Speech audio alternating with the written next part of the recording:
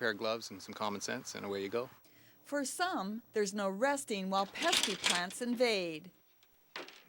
Shawnigan Lake business owner Randy Paisley made it his quest to find an easier way to get to the root of the problem. I'm not kidding when I say it'll pull, a 2-inch alder or 2-inch broom out of the ground in a matter of seconds. Not designed to cut or break off the stem. It's designed to actually squeeze it. So it's called the Pullerbear. Paisley's modified design of a similar tool was originally manufactured at the family's home. It started back about 6-7 years ago. I started a non-profit group in Shawnigan Lake called the Shawnigan Lake Preservation Society. One of our main objectives was to have broom pulls.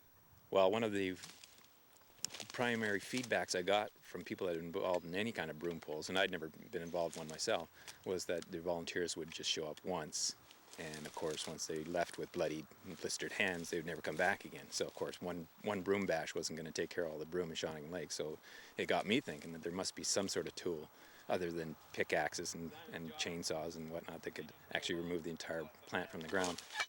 A Google search led him to a similar product, but the entrepreneur felt he could fine-tune its design. Their tool is good. I mean, it's all over the United States and it's been around for 17 years. But I'd found a flaw in it that I thought needed to be addressed, in the fact that it got me thinking how I can produce my own tool that had more of a center pull as opposed to a side. I'd never welded before, but my brother had a little box welder, and I started putting pieces of steel together, and I had some pretty crude Flintstone type tools when I first started. They were about 20 pounds, but they worked. The product also impressed the producers of The Dragon's Den. The CBC television show allows budding entrepreneurs a chance to pitch their ideas to a panel who decide whether or not to invest money in their ventures. Oh, I was shocked. Like, we watched The Dragon's Den on CBC last fall. And, my wife, Brandy, and I were, to watch the show and say, look at the stuff people are presenting here. I mean, we got a tool that's unique. We should see if we can get on this thing. So, anyway, it's in the back of my mind, and I just happened to read in the Times Colonist back in April. Or actually, it was back in April.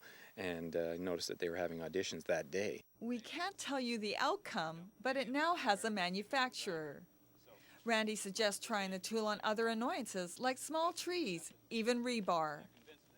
And, might you ask, is there a drawback? When I started building the tool, I just thought, was I noticing the broom more? And the more tools I built and the more developing I did, it just became more and more abundant. And I didn't think, it wasn't my imagination, it's just getting worse and worse.